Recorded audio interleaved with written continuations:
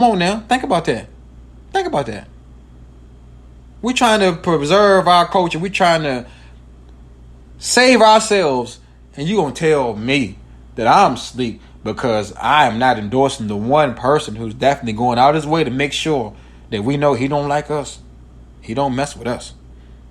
You know. And I had to go on fire for a minute with that, man. Because I know I got some real truthers out there that's been riding the line with this, man. I want to let you know, don't ride the line with this, man. Because either he is a racist or he wants to look like a racist, and either or you're just as bad as me. You're sold out to me. Either or to me. So don't get that confused, y'all. Because you're going to see some stuff where it says, Trump is against the sexual trafficking. He said all that, and he's against the coronavirus and how it was made. Don't get me wrong, he's calling out some stuff with the coronavirus, all that stuff, blah, blah. Don't get it twisted. The man is jumping out in front of the bullet. With that sexual trafficking stuff, he's jumping out about that now because he know his ass was up in them pictures. You feel me? Don't get me started about him. He ain't no damn, but no, he ain't gonna be nobody that's gonna save us. He ain't gonna help us. So stop spreading that. Please, please, please stop spreading that. Thank you. To the comment section we go. All right. Trump is Trump. Yes, he is. Whitewashed. A lot of people are whitewashed. I will say that. And this is funny. Rodney Clark blames the 80s and 90s babies for this type of rhetoric. Come on, Rodney. You gotta let the 80s baby. The 80s, we good. The 80s, we the strength. We come through and help. But the 70s, y'all was doing y'all thing, all that stuff. The 80s, we was like the last y'all dying breed, man. You understand? I was born in 88. We born in the crack area. Crack babies. We made it. We made it. Oh, we made it. I'm telling y'all, I can tell y'all exactly. I pinpointed this. Me and the guys at Candid Talk Research Lab, we pinpointed when the fuckery started. When we got screwed with the generations. I'm telling y'all. It was around that 1993, 94. Some said 92. But around that 92, 93, 94. From then on, you can just throw it all away. It's just a mess. But us 80 babies, the early 80s, mid 80s, later we're fine. And I got a couple early 90s, like the 1990s. All right, they got their mind together. But I don't know what the hell happens after about 93. I don't know what happened. I don't know what's going on with that generation, them kids. I don't know. I know parents that got parents to kids that these are ages or whatever, and they're good people. But I don't know what happened. All right. Don't get me started on the 95 babies. They crazy as hell. And anything born after 2000 likely to kill your ass. Jesus Christ. I'm telling y'all, man. I'm telling y'all. Shout out to the real. The comment section is so lit, I can't even keep up. I'm telling y'all, man. Oh, he's talking about Trump wanting to be elite. I get that. Okay. He wants to fit in. That's why his tax is so important. Yeah, he always hiding his taxes, doing all this weird crap.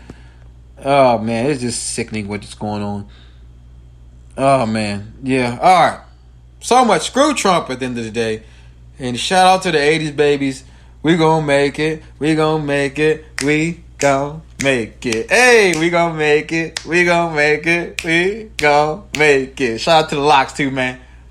I met the Locks up in New York City, man. Y'all don't know, man. I got a lot of family, a lot of different places, man. Actually, my uncle used to hang with the Locks. They used to be in his basement.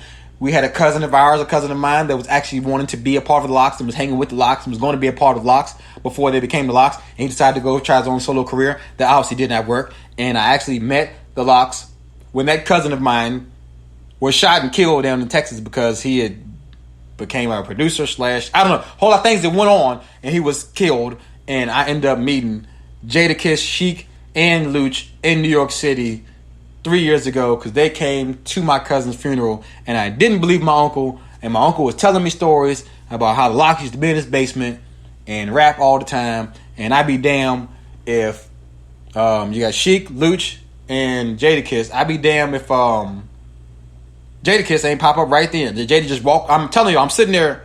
I just talked to my uncle. Y'all got a random story. I can't tell you have any type of talk. I'm talking to my uncle. To new listeners, I'm telling you a random story about how I met the Locks at a funeral of my cousin of mine. I'm looking at the list of people. I just finished talking to my uncle. He told me a couple stories about the locks. I'm like, okay, whatever. I'm looking at the list, just the funeral. You know the little list, the write-in list? The viewing of the body was near the write-in list. And all of a sudden, I hear a, watch out, dog. Like a watch out, big dog. Somebody says watch out, or like a excuse me with a raspy-ass voice. And I turn around, there's Jadakiss. I'm literally standing in Jadakiss's way. It was about 2-3 years ago. I turn around and there's Jadakiss. I mean, just a regular black long. I'll never forget it. Black long johns on, black pants, and some black and lime green Jordans I never seen in my life. And I moved out of Jadakiss' way. I said, my bad, dog. And I let him view the body, and I sat there and I watched Jadakiss literally drop tears viewing the body of my dead cousin. This is real talk. And in New York, I can tell you how in depth it was. New York is different with their funerals. One day was the funeral. The next day was the actual burying part. So we had like a 2-day event. So I'm like, I'm in New York. Like, hold on, what is going on? This how y'all funerals work? The funeral, we just had the funeral yesterday. That's we're doing the burial Friday. So I'm at this place where they do the burial, and they got the people they put in the walls. And what's his name? The other is Sheik Luch, Jadakiss, Styles P. Styles popped up, and never forget, all silver suit on, shining. And he talks to my uncle. The uncle that's been telling me these stories. And he's laughing, he's joking, he's chopping it up. And my uncle called me over there. He's like, hey, this is my boy right here. Hey, nephew, this Styles, man. This is my boy. He called him out his real name. And he's like, I was telling them, man, how y'all used to rap in the basement, man. I tell y'all, y'all gonna make it big, because I'm gonna kill y'all after y'all make it big, making that damn noise. And they laugh. It's crazy. Shout out to the locks. Moving right along. I'm gonna give y'all random stories on Candid Talk, because my life has been insane. And I will say, the locks really rolled around New York City with no damn security, for real. And y'all know how New York is. New York just don't give a damn about a celebrity. I mean, just celebrities walk right in between everybody, and people just on their cell phones, not minding, caring. I'm just like, hey, man, that's old boy. Y'all ain't see that? That's Puff Daddy, ain't it? Y'all ain't see that, man? Y'all don't give a damn. That's how New York is. Moving right along. Big Sean, man. Big Sean dropped his album, man. It was amazing. The thing I like about Big Sean is that he's talking about stuff that normal rappers don't talk about. He's talking about stuff like his depression he's went through, his relationship issues. He doesn't talk about, jewelry and hoes and, what I'm saying? He just give you some real genuine talk, man. When you can just relate to a brother. You can relate to him. You know what I'm saying? It's down to earth. It was very refreshing to hear that album. And the song he had with Nipsey Hussle was just masterful. Big shout out to Big Sean, man. Y'all, I know rap is getting on our nerves, man. It's a whole lot of little rickety-rockety going on, a whole lot of craziness and a whole lot of ignorance. But Big Sean dropped something for us, man, to listen to him play that I really enjoyed, man. I really did, man. He's a very underrated artist. And he's went through a lot, man. Because I kind of looked at him as like the flamboyant poppy kid. He was made the song that I don't fuck with you. I don't fuck with you. I don't F with you song. He made that song. Big booty, boo, wobbity, droppity. He's making all this little beady bop shit. Big Sean's a deep mind. That stuff he was doing for the label. Commercial stuff. You look up Big Sean's album, you're going to enjoy it. I recommend it. Tell him Candid Talk sent you. Let's move along to our Candid Talk of the day. This is it, y'all. This is the finale. We're here at the Candid Talk of the day. All right, man. Will America have another civil war? For real. And what I mean by this, will it be the people versus the government and the people versus the people? Because I've never seen it this bad. I ain't never seen it this bad. Everywhere you go, I'm going to tell y'all, man, I think it might be the stuff that we're getting. I think it's the fact that we're seeing it every single day, man. And, it could be as simple as you just go into a comment section on a story that you read on TMZ, and it's just so racist. People are just in the comment section just immediately racist. And I'm going to tap on something that's happened this last week right here that we all can attest to. Now, what you have now is we're doing disaster battles. What I mean by disaster battles is, last week we had the battle of social injustice, the killing of minorities, versus 9/11. And that happened after we all watched Thursday Night Football, and the Kansas City Chiefs and the Houston Texans played, and they stood for unity. They stood for the fight against social injustice. And those damn fans sitting in the stands were literally booing unity in the fight against social injustice. I'll say that again. The fans in Kansas City was booing the fight against social injustice and unity. They was booing that. Can you believe that? Isn't that something? So what in turn happened is the very next day, which was Friday, you had September the 11th, and those same people that were booing the unity and social injustice wanted to recognize and have a moment of silence for the people that were lost in 9/11. Now, hold on. Now, you have a whole contradiction here in your mindset. You have a whole contradiction in your mindset. I had good friends that were very angry about this, and I see why. How can you literally respect lost souls, and you're choosing what souls to respect? You're literally choosing. You don't want to respect the people that died from police brutality wrongfully, unarmed. Oh, you mad about that? You hot? You pissed? But you want to take time to make sure we respect the lost souls of 9/11, the people that died from a terrorist act that your own damn country put on you. That I still can't wrap my brain around how y'all ain't called that out yet. You feel me? So there's a problem in that, and what happened is the shit goes downhill.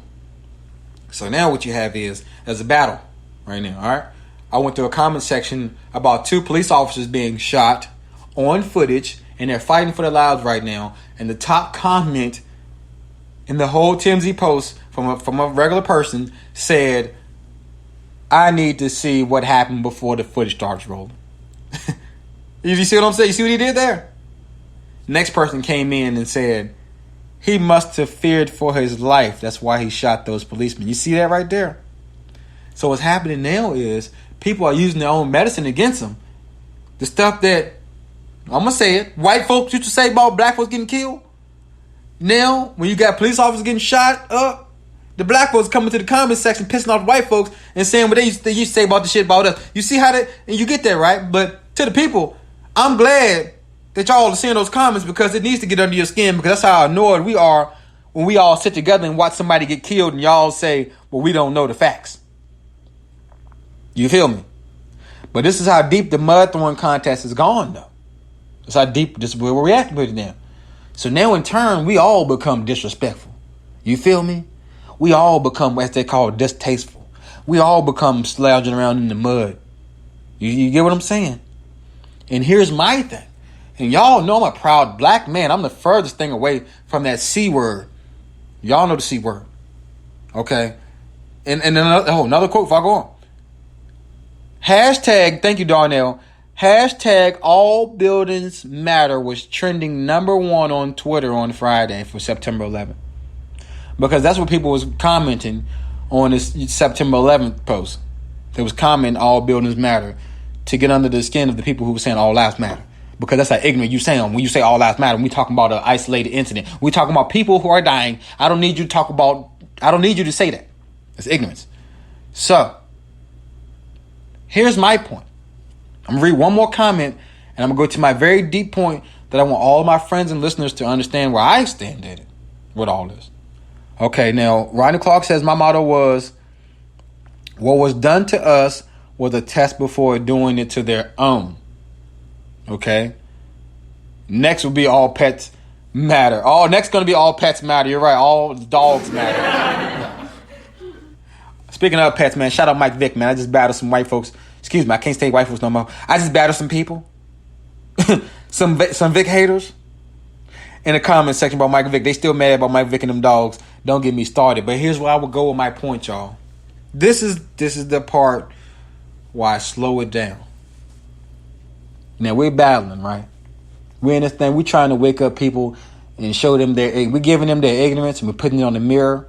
We're putting it in their face. We're letting them see that ignorance.